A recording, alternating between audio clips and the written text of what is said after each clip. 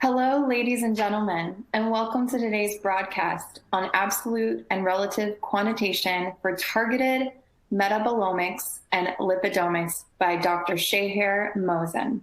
I am Abby of LabRoots, and I will be moderating today's event. Before we begin, I would like to encourage you to engage with us. You can submit as many questions as you want at any time during the presentation. Simply type your question into the Ask a Question box on the left side and click Send. We'll answer as many questions as we have time for at the end of the presentation. If you have trouble seeing or hearing the presentation, click on the Support tab found at the top right or use the Ask a Question box on the left. It is my honor now to please welcome Dr. Sheher Mohsin.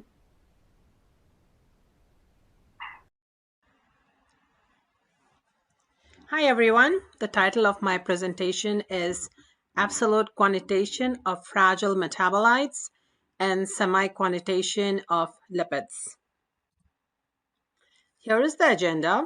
I'm going to talk about absolute quantitation of some fragile analytes using a very well established dMRM targeted metabolomics method, followed by semi-quantitation of lipids. And then we will talk about the path from discovery to doing semi-quant of lipids, followed by conclusions. Before I begin, I want to talk a little bit about the instrument that was used for these analyses. It is the 6495C. It has been redesigned, and there's a lot of front-end design changes as well as the rough pump that is being used now. It is a single pump and it's a higher capacity pump. And then also there is incorporation of the vacuum shield, which is really useful when we have to pull out the capillary, and we don't have to break vacuum then to pull out the capillary because of this vacuum shield.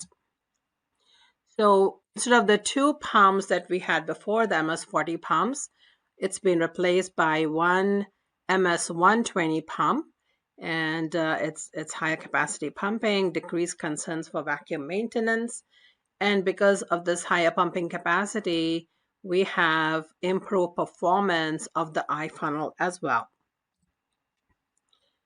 iFunnel design is also changed. So this is the previous design and this is the new version. And before we would have a big pressure differential between funnel 1 and funnel 2, 10 torr going to 2 torr, and that caused a lot of turbulence in this region. And now you can see that we begin with a much lower pressure of 2 torr, and there is not a very big pressure differential. And as a result of this, the mean free path of ions has also increased. And so they don't encounter a lot of collisions when they are entering the ion funnel region. This is about the Agilent jet stream source and the hexabore capillary. There is thermal focusing that produces very efficient heating and desolvation of the droplets. And then we also have the hexabore capillary, which has 6 inlets for greater sampling of the ion cloud. This results in more ions entering the ion funnel than is possible with a single bore capillary. So all of these enhancements lead to better sensitivity and better stability for fragile analytes. So this is the method that we have used to look at fragile analytes for the first part of this presentation, which is doing targeted metabolomics with fragile analytes and doing absolute quantitation of these fragile metabolites. The method that I'm showing you here on the slide, it's very well established. It's a published method. It uses ion pair reagents, which is the 10 millimolar tributylamine that you see here, a methanol water gradient. And the method number is shown in the next slide right here. It comes with a method setup guide, and then there is a database of MRM transitions that you can download depending on how many analytes we want to analyze. It's a method for 219 central carbon metabolites. Just want to point out that the method was originally developed by Dr. Adam Rosebrook of Stony Brook School of Medicine. Conditions for the source are shown here. It was established, the method was established for the 6470 triple quad. And as we are using the 6495C, we have to figure out what the high pressure and the low pressure on funnel settings, RF voltages should be, and these are the values that we achieve for these fragile analytes. List of fragile analytes that we have chosen is shown on this slide. We reached out to the thought leaders in metabolomics, and they all indicated that these are analytes that are very fragile. They fall apart very easily, very challenging to analyze these and achieve the low detection levels. So we chose this set of analytes, and what I'm going to show you is doing absolute quantitation, which is the goal of metabolomics. The goal of metabolomics is figuring out what the absolute concentrations of analytes of these metabolites is. And so we use that targeted dynamic MRM method that I was showing you in the previous slides. And what we did is incorporate isotope dilution mass spectrometry to do this absolute quantitation. The isotope dilution mass spectrometry, the advantage is that it gets rid of ionization suppression effects, as well as any bias you may have from sample preparation or instrument conditions. And the only downside of using isotope dilution mass spectrometry is the cost of purchasing. In this case, since we are looking at 219 metabolites, which is what this method is set up for, imagine buying 219 standards to do isotope dilution mass spectrometry. To circumvent the cost of purchasing all of these standards, we have used C13 incorporated yeast from Cambridge Isotope Lab. And what they do is they grow the cells in a C13 enriched medium, and the resulting metabolites in the extracts have more than 99% isotope enrichment. So all the metabolites in the C13 labeled yeast is incorporated with C13, which is like more than 98%.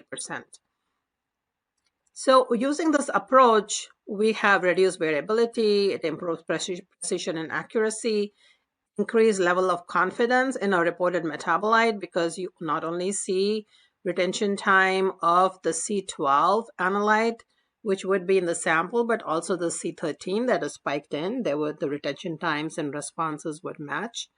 It's easier for method development, and using the C13 incorporated yeast, it becomes very cost effective.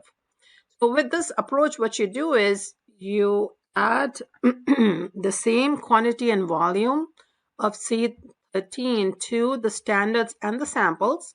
So you keep that the same, and then we can use the ratio of C12 to C13 to create our calibration curves and ultimately come up with an absolute value for metabolites. So it is like an elegant way of doing it, and we don't really have to know how much of C13 is present for each of these metabolites because we are using ratios. The method is described in this paper here, and I have to thank Michaela for sending me this article.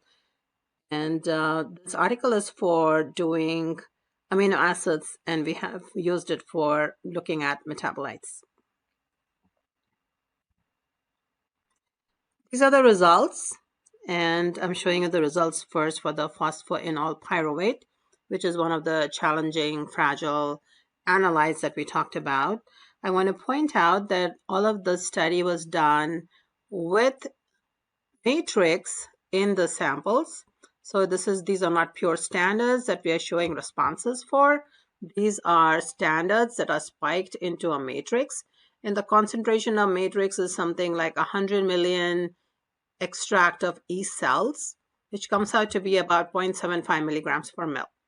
So each of these panels that I'm showing you here, it's going to show the C12 response and then the C13 that is spiked in. And we are using the ratio of the C12 to C13 to create our calibration curves. And then what's shown on the right side is a 1 to 1,000 dilution of unlabeled yeast. And this is something that is naturally present in the yeast, and we are looking at quantitating this as well based on the calibration curve that we generate with the C12 to C13 ratio.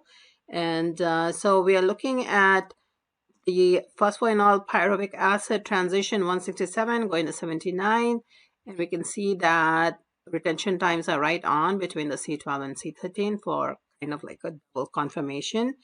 And then what's shown over here is the area counts. At 1.23 femtomole per microliter is the standard concentration. We inject 2 microliters, so that comes out to be about 2.46 femtomoles on column. And this is the signal to noise that we can achieve with that level, at that level, which is a signal to noise of 12.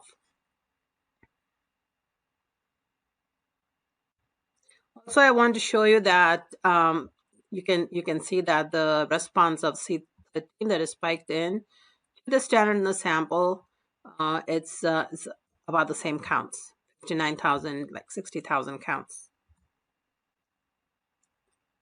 So we wanted to see if we could go lower than that. This is phosphoenol pyruvate, 246 attomoles on column in matrix. And you can see that with this, it's a very small peak, area count of about 2,800. But again, our signal to noise ratio is something like 67, 68. And the corresponding C13 internal standard that is spiked in. And again, it is in matrix of 100 million cells. This is the calibration curve. And we are going from 0.246 femtomoles to 24.6 attomoles.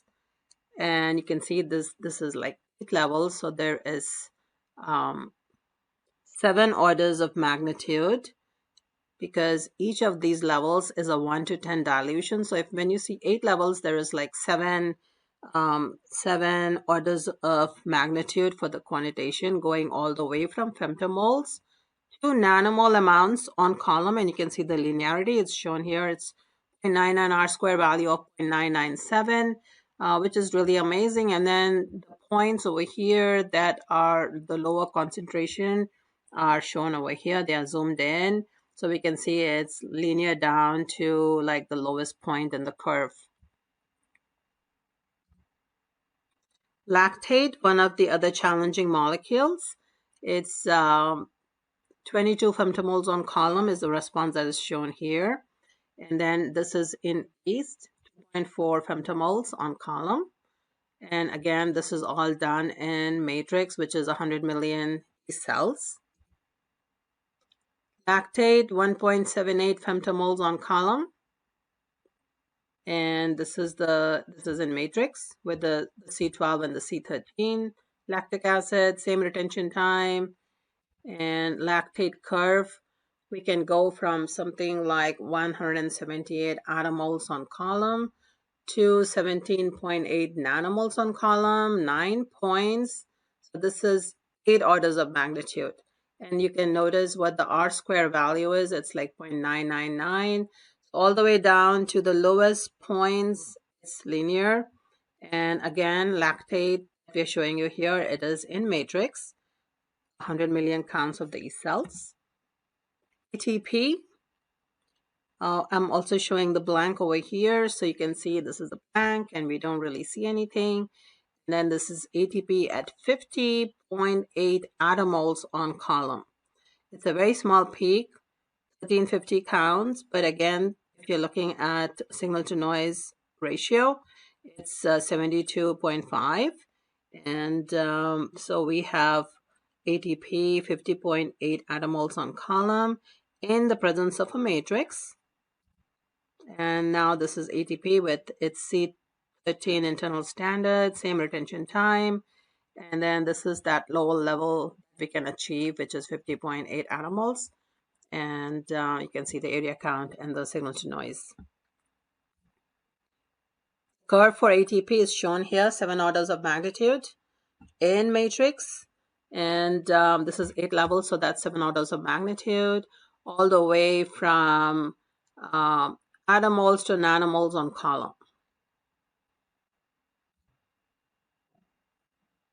Now, I said, well, what if I add one more point?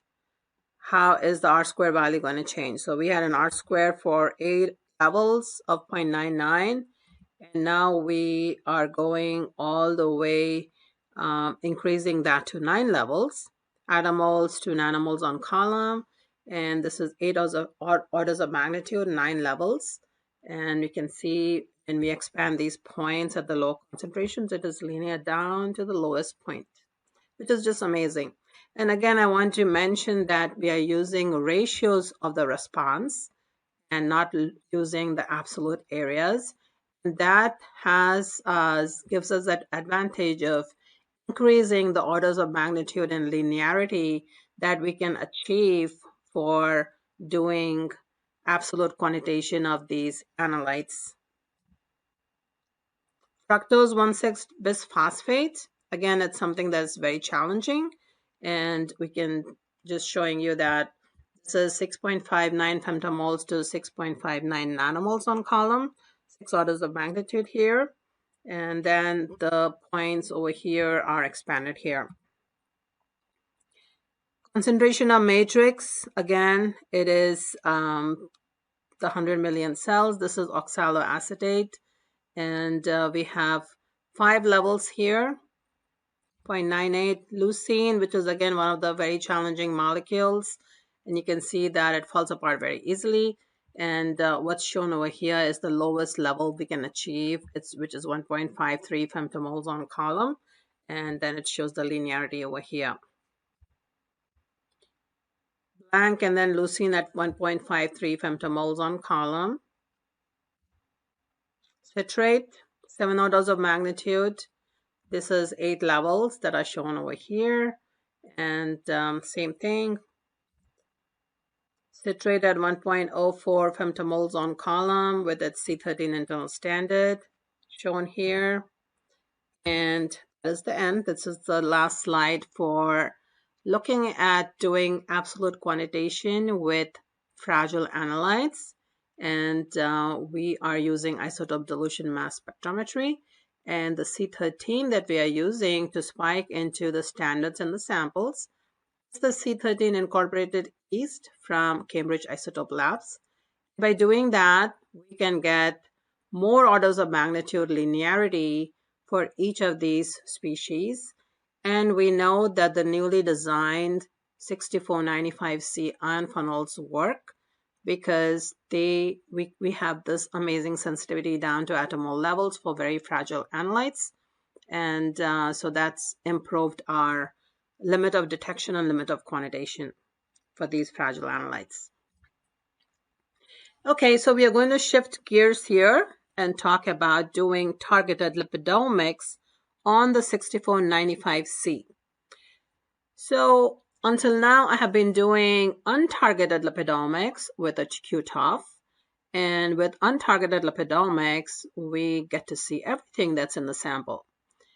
We know that lipids are very diverse molecules.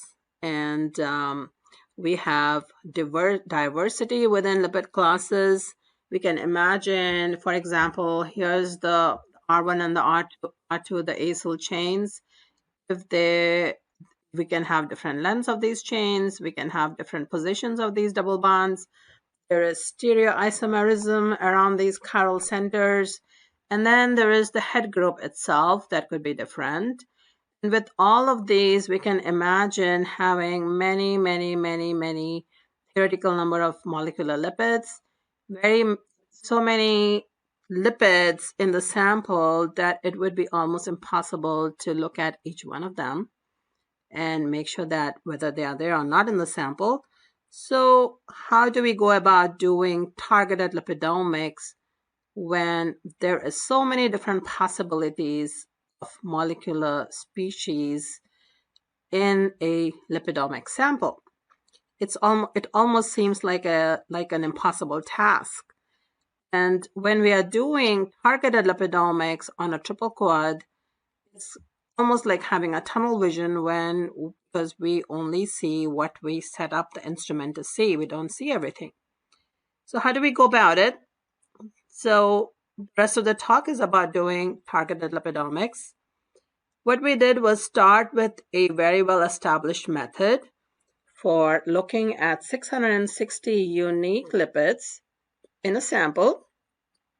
This method has been published, and I'm showing you the article over here on the left side, and you can take a look at the article. It uses a Eclipse plus C18 column, and the gradient is with water, ACN, and IPA using ammonium formate as the buffer. And as I mentioned, transitions are for 660 unique lipids. And what I would like to show is that we can use this as a starting point and add to this method depending on what we are looking at, what kind of sample we are dealing with. When we look to do the targeted lipidomics, we need to have some idea of what we are after, and then make sure that we are incorporating lipids that have to do with our sample, what we want to achieve from analyzing that particular sample.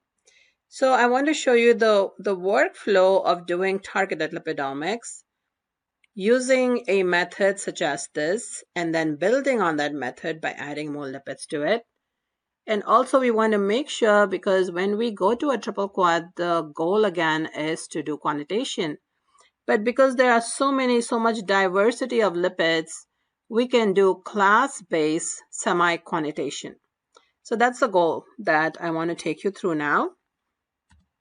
So using the method that I showed you, what I did was spiked in lipid standards. These are 40 standards that I'm showing you on the slide. Concentration of these standards is shown here, picomoles on column. And we have about 40 standards that are spiked into the yeast. So yeast is my favorite sample. It is from the previous metabolomics experiment. We don't expect to see that many lipids in the yeast, but they're there. And it's a methanol extract that they do. So we do see some lipids. And we have added in the 40 standards. And we want to take a look at, we want to set up the method to do the 660 unique lipid transitions. It's a dMRM method. See what we can see. So this is MRM transitions for the 40 standards that are spiked into the yeast extract. And so we are going to see these standards as well as what is in the yeast sample as well, which is the lipids that are shown in the baseline here. There are lots and lots of them, and we can take a look at it. And they are all responding. So this is targeted. So we have response for each of these transitions. Here's a workflow. So this is Informatics, Annotation, and Semi-Quant. So we start with the dMRM data file that we get from doing these experiments. And we can put it through Mass Hunter quantitative analysis program. And I'll show you the template in a minute. We set up to do class-based quantitation of lipids. And then we get an amount of each lipid, which is going to be an amount that is kind of like a class-based amount. We can take the data files to Mass Hunter qualitative analysis, and this algorithm find by MRM will extract out all the different MRM transitions, the chromatograms from those transitions, integrate the peaks, and then put all of those annotated features in a Sheher file. The Sheher file has annotated features and area counts for each of these features. Then we can take that to MPP for statistical analysis, which is a program, Mass Profiler Professional. If you want to look at fold changes, we are not really interested in amounts of each lipid. We are more kind of like comparing samples, looking at fold changes. We can take a look at the lipid matrix, feature plot, clustering, there's volcano plot. All of those statistical analysis tools are available in MPP, and all of these we can make use of looking at with the targeted dMRM data files. So this is the template from Mass Center Quant. And so it's brought in a whole, I'm just giving an example of PCs. These are a whole bunch of PCs that are in the sample. And what is shown on the right side here is that we have to create compound groups. So this 13C, 13OPC is something that I spiked into my sample at different levels to create a calibration curve. And the response factors from this calibration curve is getting used for all of these PCs. We actually have PCs with different carbon chain lengths spiked into the sample. So depending on how many carbons I want to choose, if something has, for example, R1 and R2 that are like 24, 22 carbons, I can select a response from a standard I spiked in, which has higher carbon chain, higher length carbon chain. So this is how you would set up to do semi-quant by specifying which calibration curve you want to use for lipid class. So this will make more sense now. So this is 13OPC, and you can see that this is my calibration curve. I'm using this calibration curve to quantitate PCs in the sample. So this PC is PC 16, 1, 20, 24, double bonds on this R2 chain. And you can see that these are the amounts that it found out. If it's flagged blue, that means it's below the lowest point in my curve here. And I might have to like increase it by one more point to rebuild my calibration curve to quantitate this. And so this is relative class-based concentrations, and the values that are shown here is in picomoles on column. Something that is flagged red because it's a huge amount. Highest amount that I have is 1.5 picomoles, and this is 85 picomoles. So this is like the 7 counts of this one PC species.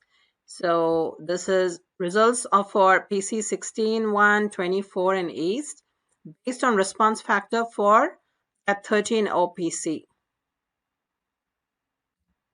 So we can do that, figure out the concentration of different species, not just PCs, but LPCs, CE, PS, PI, whatever we want, and using the same class standard at different levels to build calibration curves and use responses from that to figure out what the amount of what the concentration of these different species are in our sample. With MPP, that's the other path here, is using find by MRM and using mass center qualitative analysis. Here, when we want to use MPP, we are not really interested in a semi-quant value for the lipids. We want to look at fold changes. We are more interested in looking at doing relative quant. What is the difference in the lipid species between two samples or two or more samples, doing differential analysis, figuring out which lipids are different, and then figuring out fold changes. And with these tools, we can look at Kendrick mass defect plots. We can look at feature plots of different lipid classes versus retention time. There's a lot of things we can do with MPP for lipidomic samples. So for doing this part of the workflow and making sure that it all works, it's I made up two samples, two spikes, and the second spike was twice the concentration of the first one. So it's level 1 and level 2. Level 2 is doubly concentrated. As you can see in this picture here, they are superimposed one on top of the other. We have the first one, which is half the concentration of the second one. Second one is double. So you can see, so this is what we want to put into MPP, make sure it's working. So this is clustering, this is yeast. When it says 222, this is double the amount, and you can see, that's more red. Blue is like lower amount, red is higher, upregulated and downregulated. So you can see that we have lots of reds here. And also we can take a look at heat map. And in the heat map, notice how something that is 111 versus 222, these are all reds. So they are all regulated.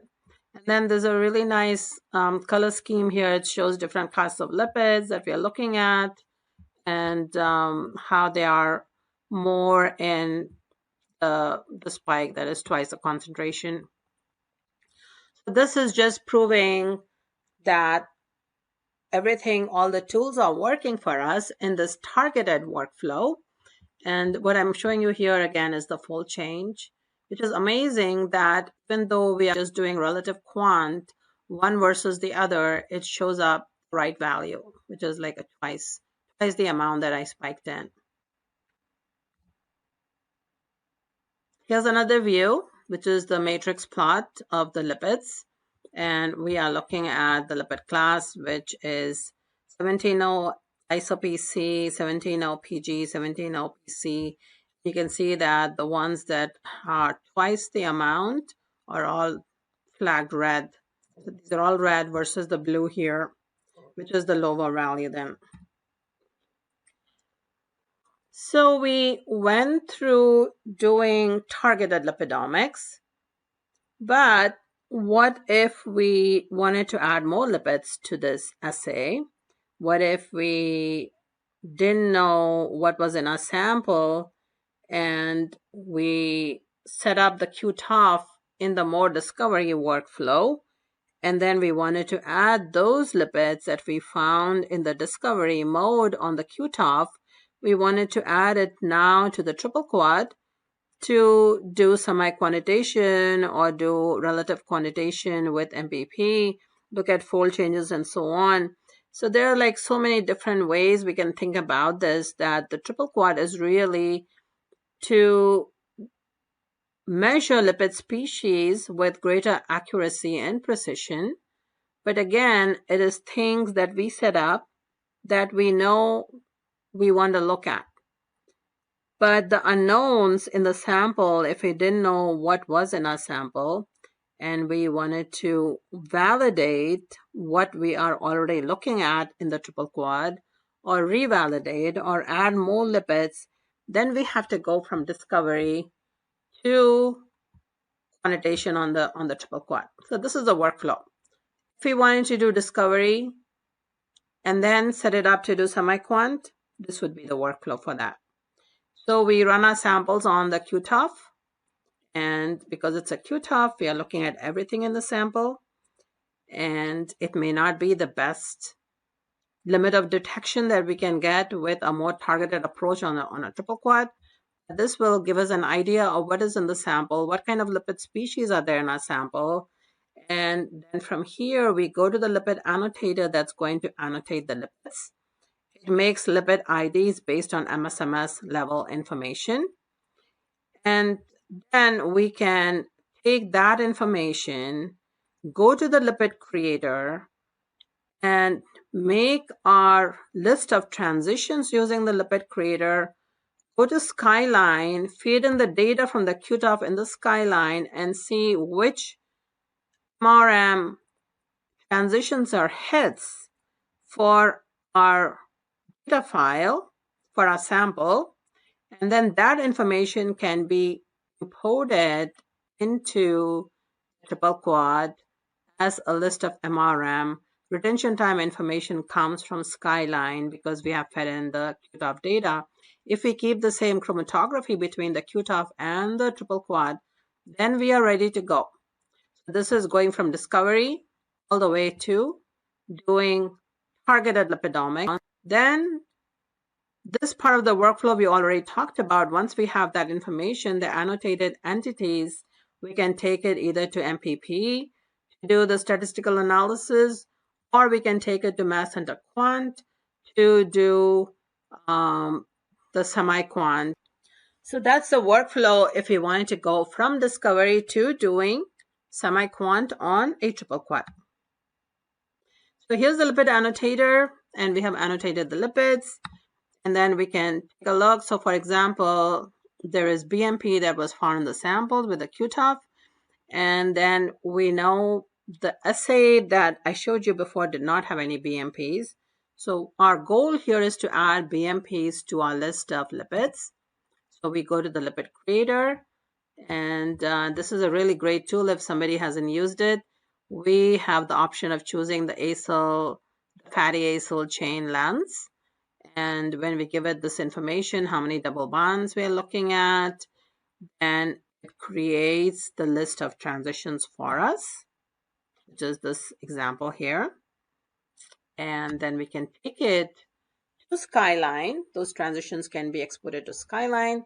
We feed in the data file to the Skyline, and we can see that the ones that are circles are the ones that are actually in the sample. These transitions can be exported out into Mass Hunter, acquisition, and then we are ready to go. So those transitions can be exported out, and then we produce the data here. The dMRM data files then get annotated, and they go into MPP or Mass Hunter Quant. So that is the workflow for doing targeted lipidomics from discovery to semi-quant. With that, I am ending my talk.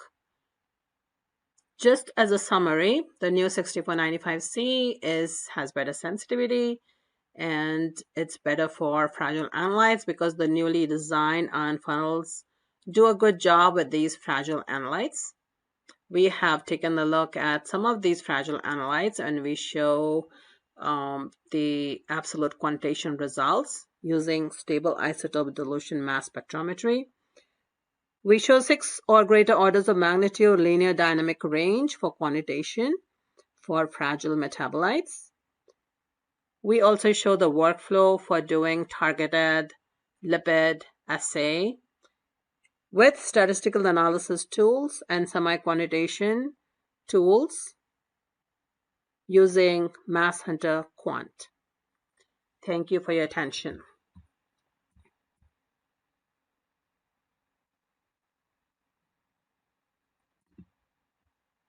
For that wonderful and very informative presentation.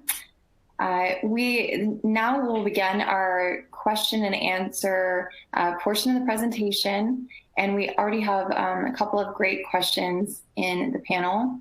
As a reminder, questions we can just submit to the Ask a Question box to submit your questions. The first question I have for you, Dr. Sheher, is can you recommend a sample preparation method for the label analytes? Yeah. Hi, everyone. So we have published methods for extracting metabolites and removing lipids from the metabolites to give us very good response for any kind of metabolites, whether they are labile or they are very stable. So just look up, and there should be extraction methods that are automated extraction methods for doing metabolomics. So if you just Google Agilent Metabolomics workflow, you should see extraction procedures, as well as manual, as well as the more automated procedures that not only do the extraction, but remove the lipids from the sample as well. Great, thank you so much. And it looks like John has a comment. Sure. So actually, just to add on to Sheher's comment, we actually have an automated robotics device. It's the Bravo Metabolomics solution, and we're going to use these EMR plates that are capable of actually performing an extraction. We can pull the lipids out away from the metabolites and then have a really nice quenched metabolite sample.